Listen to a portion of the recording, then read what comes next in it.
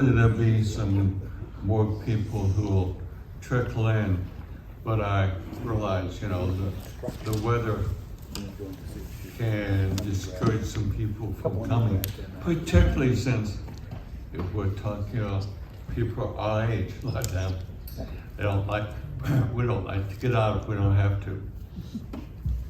So, but in order to improve those, I wore my springtime shirt. So, that's my thing. Just way of introducing again. I don't think there's anybody new here this week, but I'm Johnny Hill.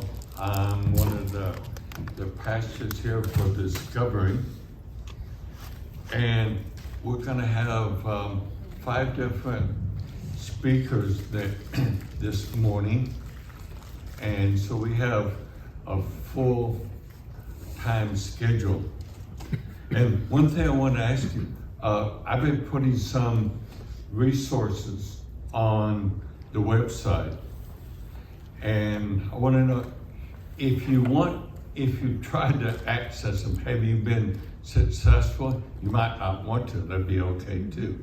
But have you been able to access them? I couldn't get the video. I got the slides. Okay. We'll talk about that afterwards, because, I got it on mine, and Liz just got it up on hers, so we'll see what would happen there. And if you can't get into the resources for any reason, let me know, and I could always just email them to you straight out. That might be a help.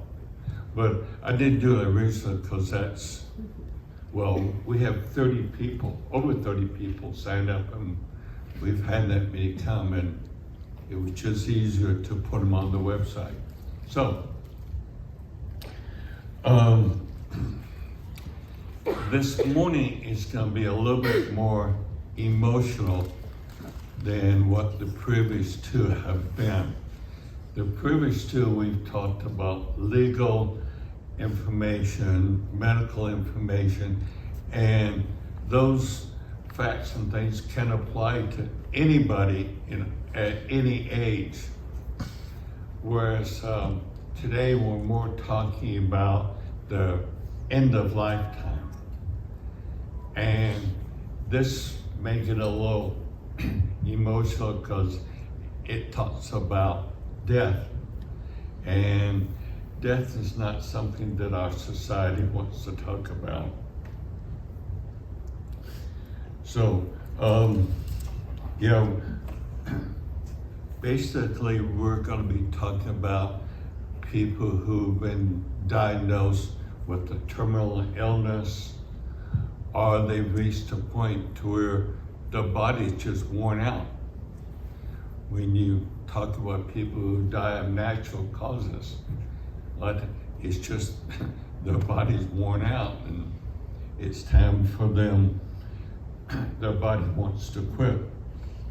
So, and also, if you want to ask questions, it probably does better if you wait till the end of the talk. Then they can answer the questions that you want. And let's see. Our first speaker this morning is going to be Nina Taylor, and I'll let her explain what she's talking about. Do I need to wear it? You need to wear it because that is the recording. We have 2 microphones, one for the recording and one so y'all can hear us.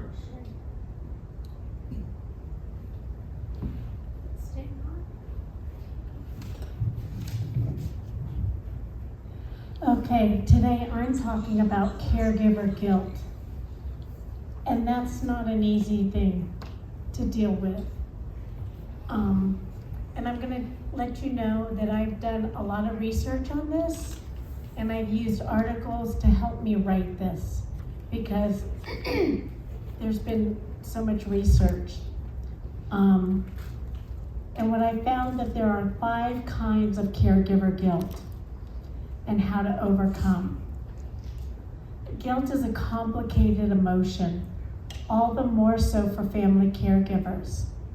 Caregiving is necessary, selfless, and difficult. It can be hard for caregivers to admit that they are having a tough time managing guilt and stress. Yet these feelings of guilt are so widely shared that they have been the subject of research for years. And in fact, researchers have made strides in identifying and categorizing this guilt toward helping caregivers. Number 1, guilt about doing the wrong by the care recipient. Caregivers may replay certain incidents in their minds, wondering how they could have shown more patience, love, or how they could have made a decision that may have avoided an accident or injury. I know I did this with my dad, especially one particular incident, excuse me, where we had to call the Alzheimer's Association because he thought I was stealing from him. And he had called his friends back in California and told them. I was panicked as I had overheard him on the phone with one of his friends talking. His dementia had gone into a bout of paranoia. I tried to first talk to him calmly, and then it ended up in a screaming match. Of course I was upset, as his friend was telling him to call Senior Protection Services. It's not funny. It's a very scary thing, which could affect my husband's job. I calmed down, called the Alzheimer's Association, which tried to help but couldn't at the time. This is when I started their support group shortly thereafter. I replayed this incident and others over because you feel the guilt of not handling the situation correctly. You feel like you're just a bad person at that moment. So you know how just like with any other incidents, when you have a fight with a spouse, you replay it over and over again in your head? That's what I was doing. Number 2, guilt about not rising to the occasion as a caregiver.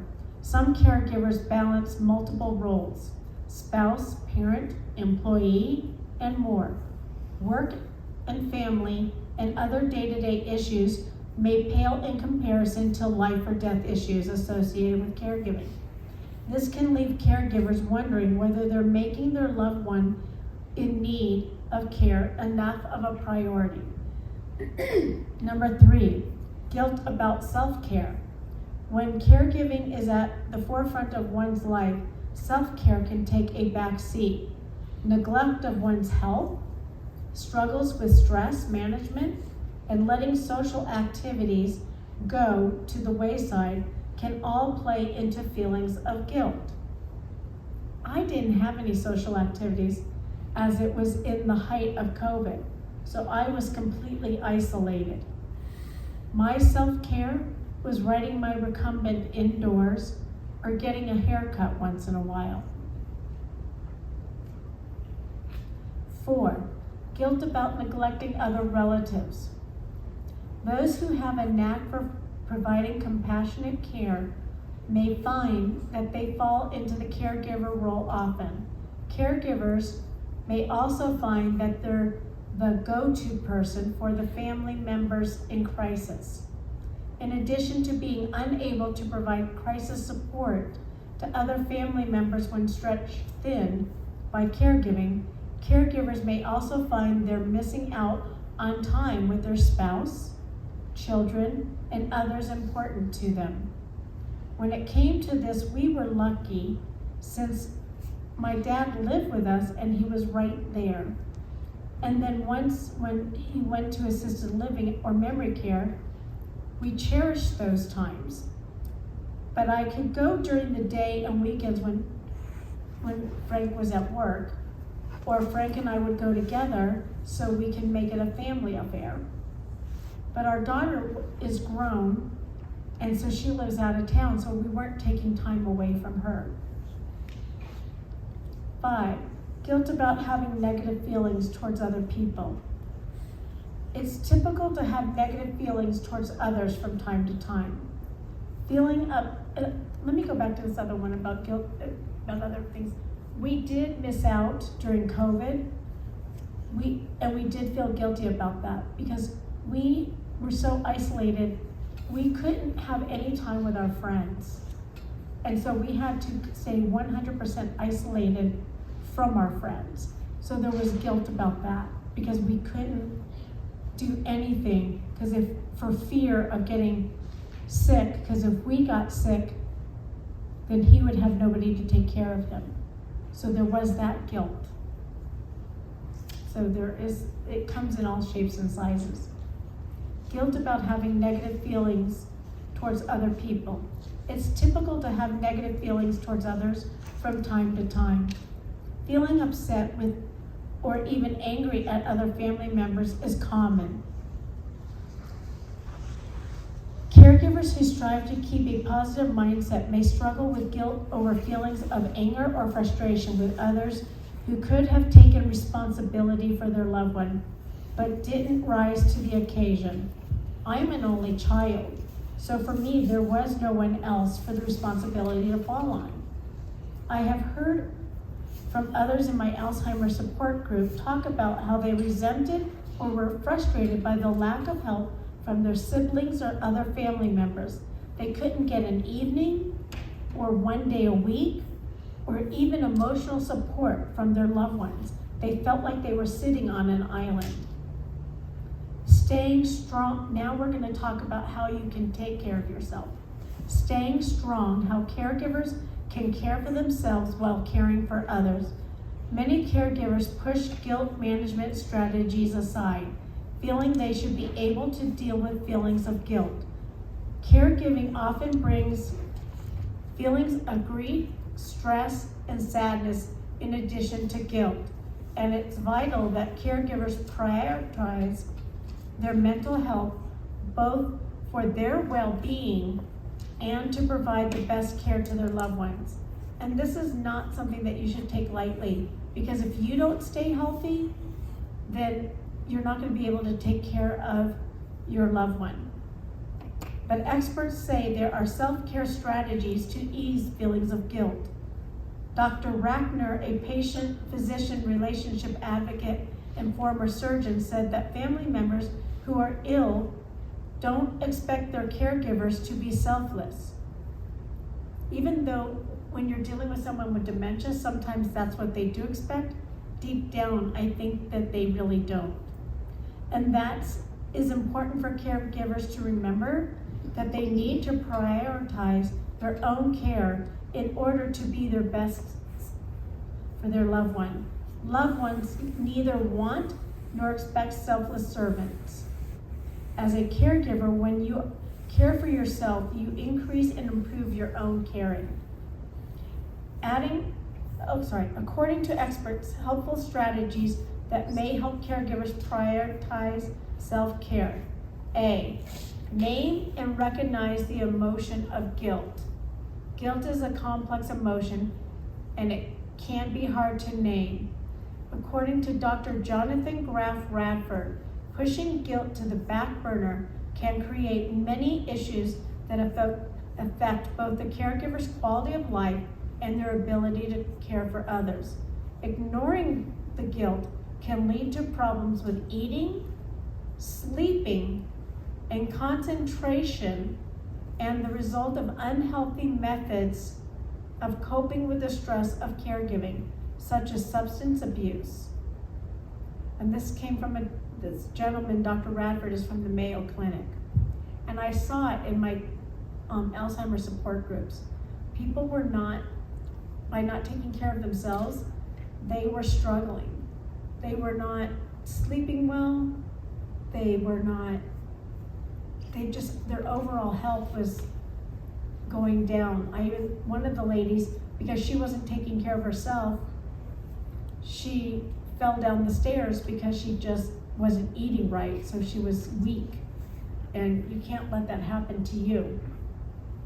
For many caregivers, he wrote, guilt is a combination of emotions, including anxiety, embarrassment, shame, frustration, and resentment. Journaling or talking to a trusted friend or therapist about emotions surrounding caregiving can be a positive step toward guilt management. B, carve out self-care time. Many caregivers don't just push self-care to the back burner, they take it off the stove altogether.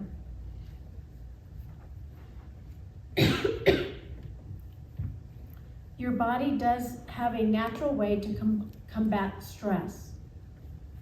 Dr. Wee from Harvard Health wrote, the counter-stress system is called the relaxation response, regulated by the parasympathetic nervous system.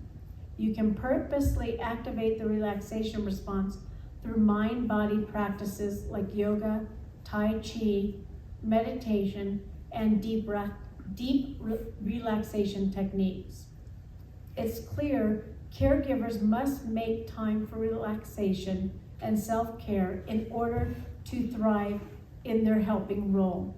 In my Alzheimer's support group, I saw a few women who were doing this. They were afraid to. The person with dementia didn't want another person in their home, and they hadn't started with another caregiver early on, so it became increasingly more difficult to bring anyone in. My dad tried to go down this path.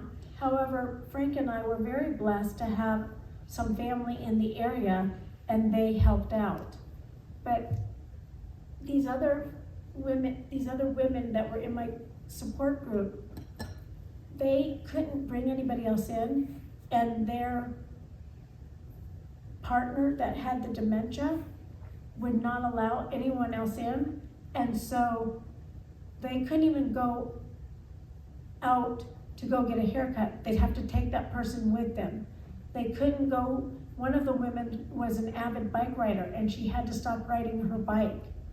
So their whole life changed, and it was 24/7, and you can't live like that. You need, even if it's just an hour a day, you need that hour to just decompress and take care of yourself.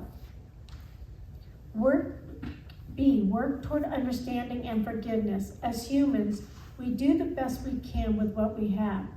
Guilt over breaking former promises to loved ones or speaking in harsh tones during a difficult moment can be tough to overcome.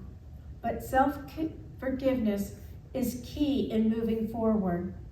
Caregivers may also need to forgive the person they care for due to past wrongs.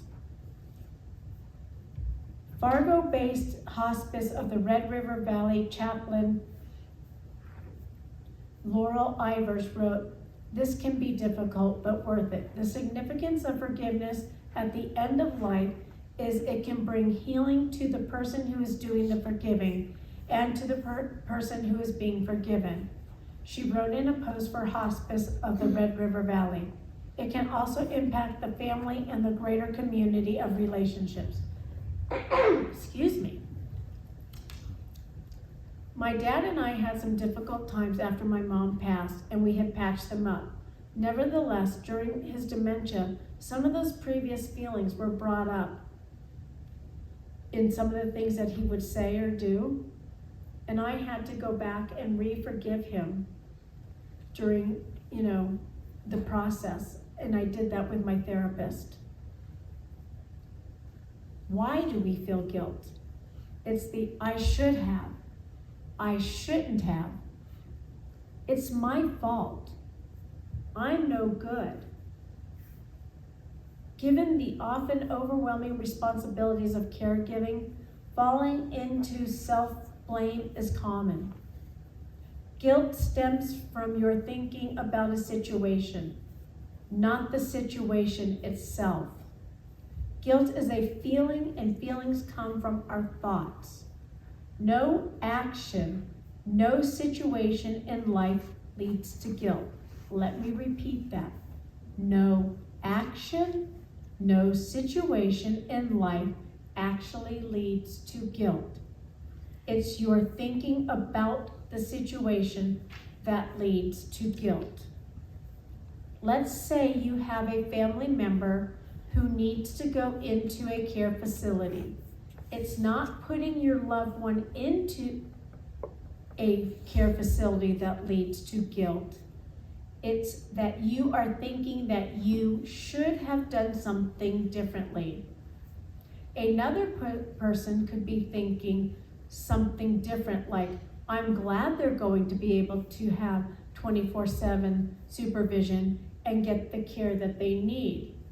In my situation, I was having caregiver guilt having my father at home, as he was being very disruptive and threatening us at times. I talked to others who had guilt about even wanting to get another caregiver because their loved one didn't want one. Someone else, but they needed help and time for self-care. I was wondering if I wasn't doing right. Why did I move him here? And am I no good for him? Once we moved him to assisted living, my guilt mostly dissipated away and our relationship became much better again. We think because he was living more independently, even though his meals were prepared for him, his meds were given daily, he was checked on several times a day. The big difference was he had friends his own age and he could relate to them easily. You can think about a situation in ways that disempower you, that bring you down, and that led to guilt. Or you can think about a situation in ways that are going to empower you, make you feel confident, and help you feel reassured that you're making the right decision. Both are equally optional. Both are equally available. But most people go to the option of guilt because that is easier for our brains. Our brains have a negativity bias, as we call it. It's called in psychology per Dr. Edmond. So you have to do some work and put some effort into realizing that. When your brain offers you that guilt, how do you want to purposely think about it instead?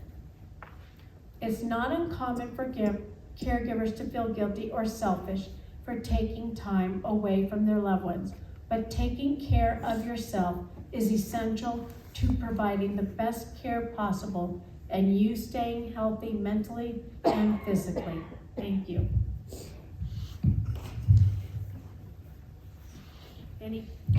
Any questions?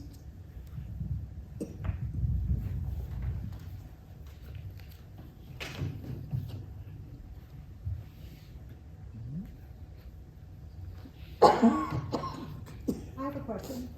Like, when you're talking about having a second person to come in and relieve you, what's the best way to go about that? Is it like somebody that, say the person with dementia already knows, or another family member? Or? It can be a family member, it can be a friend that they know. It can also, there are places that you can employ. Amy? There's like, I think it's called,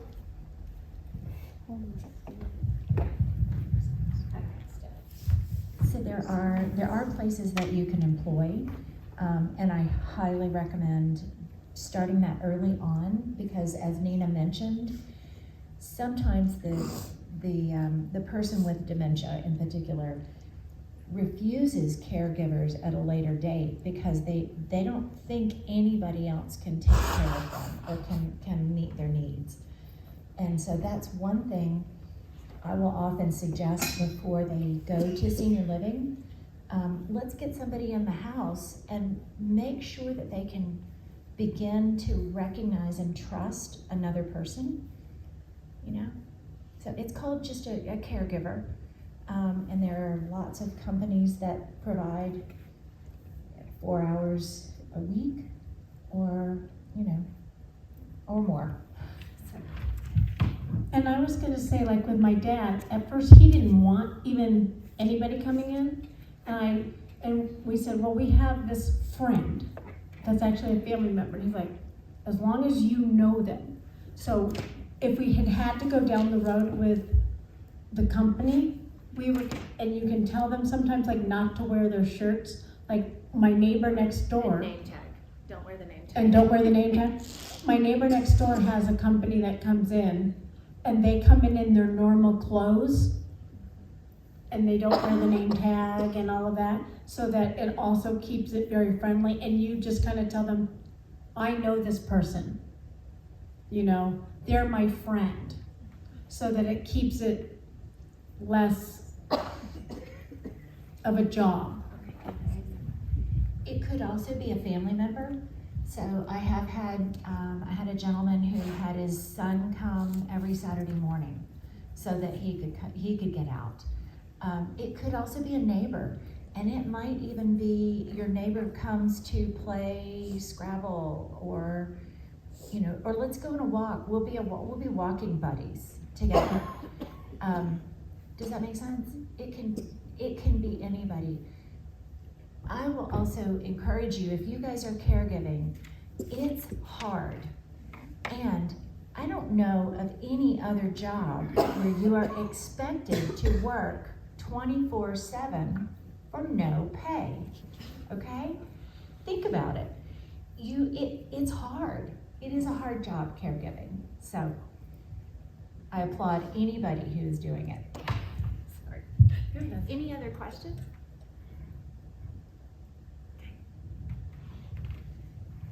Is Wendy here? Wendy. Yeah.